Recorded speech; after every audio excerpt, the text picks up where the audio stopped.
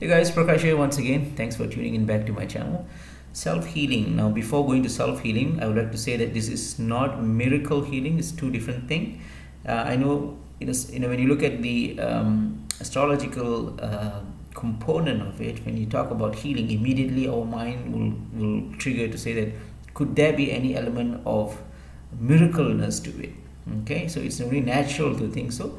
But I'm here to tell you that this video is about self-healing in its core sense. How do you heal yourself? This is not miracle healing. Personally, I don't subscribe to miracle healing where individuals would say that probably if I just touch you and you'll be healed, and that individual may have a some kind of a commercial intention, or maybe perhaps some form of money making industry behind the scenes. Then I don't subscribe to those miracle healing. But there are, ladies and gentlemen, there are saints, living saints. But you can't find these saints in by the road or in some kind of address or anything like that. You just can't find them. You know why? Because they personify the truth, right? The truth is beyond materialism. So normally you can find these people probably in some river banks, or maybe up in a mountain or in some cave. They dwell in these kind of remote, secluded areas. Okay, they don't share things to the nature. To people. They only share things with the nature. All right.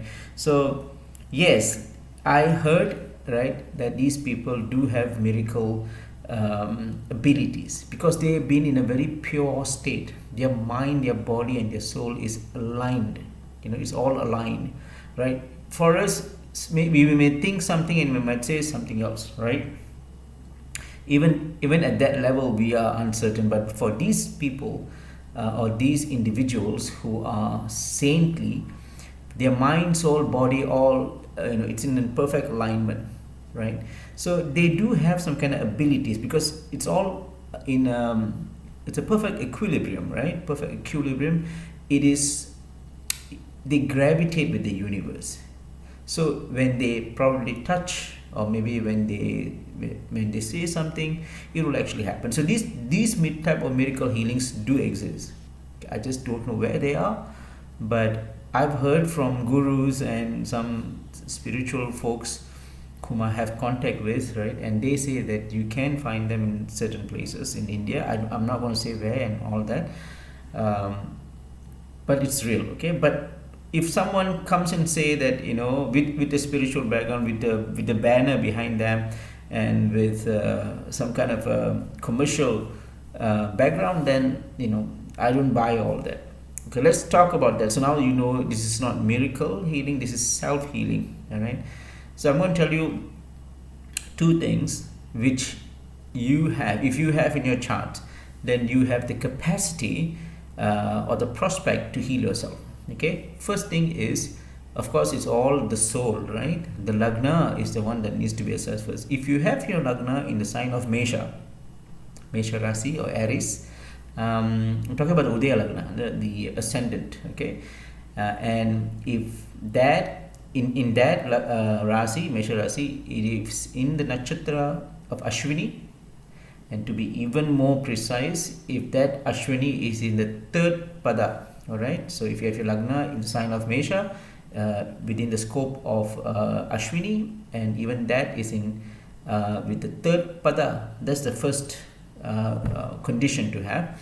The second is if you have the sun in the 8th house. Okay, the sun is all about super consciousness, right? That's what the sun is. It reveals the truth, right? That is the Atma. Right? You have the Atman, and that is the Atma. The Paramatma, the supreme being. So when you have in a house like the 8th is the house of the Ayur, Mrityu, Bhava, the house of longevity and death. I'll talk more about the 8th in other videos, all right? But it is labeled as such, but there are many things within the 8th. So the 8th is essentially, I don't do longevity and death in my consultations, but I have many questions. People coming to me saying that how would I know how long am I going to live, or what sort of death is there, or what sort of disease that I might succumb to. And all these are some of the common questions I get from my clients all these years. I think I'll do a video on that, although I don't really predict death, right? So where was I? Yeah, the sun in the 8th. The sun in the 8th reveals to your Atma, to your Atman, to your individual soul, because it's a revealer, right? So it reveals what are the things that the Atman should be doing in order to maximize longevity, to stay healthy and always young in appearance and countenance, for maybe more than 90 years, what we call as a Purna Ayu. Yeah? So it tells the body, and it tells the body on how it can extend it. And what does that mean? It means that it would know how to heal, right? So it creates resilience in the body. And if a person who has that conditions that I said, right? If you have Lagna in the Mesha, and the Mesha's scope is within this Nakshatra of Ashwini and is specifically in the 3rd Pada, and if they have the sun in the 8th, it increases the convalescence time. It speeds up the process of healing. Basically, that's about it, right? So once again, how do you know if you have the prospect or the ability to self-heal? Is number one is you must have your Lagna in the sign of Mesha, in the Nakshatra of Ashwini, and in the 3rd Pada. And the second thing is the sun is in the 8th house. Okay, because the sun reveals to the Atman what needs to be done in order for the body to be more, resilient. Okay, these are the two things. Now, so the question that I may expect is that, what if I don't have this? Does it mean that I would succumb to diseases faster?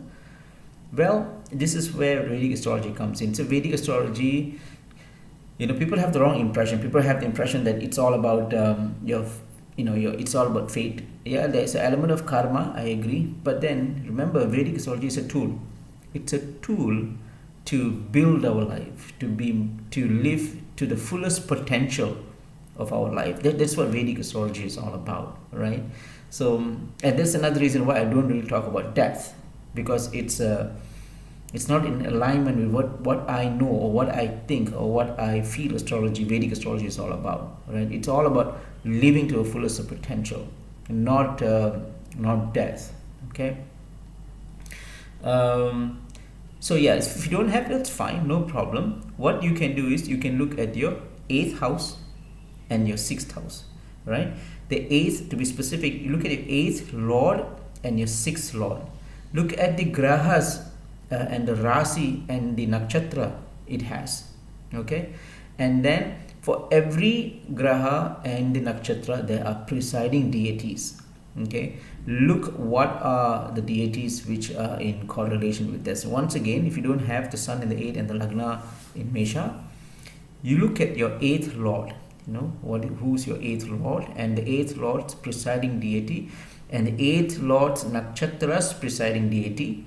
Just like that, the 6th Lord and the 6th Lord's nakshatra's deity as well, the presiding deity. All right, so invest your time, your energy, or everything in understanding who let's say, for example, is Lord Krishna. It's one of the 8th Lord's presiding deity, for example. Now, put your heart and soul and your time, and your sincerity in to know who this Lord Krishna is all about. What are the esoteric knowledge behind it? What are the essence of Lord Krishna? What does he personify? The more you learn, and the more you practice spiritual practice, right, and the more you connect with Lord Krishna, was an example, then you will see, you will have this auto healing ability. Okay, so if you have any questions, please drop in the comment section. Thanks guys, once again. Stay tuned, take care, be safe, bye bye.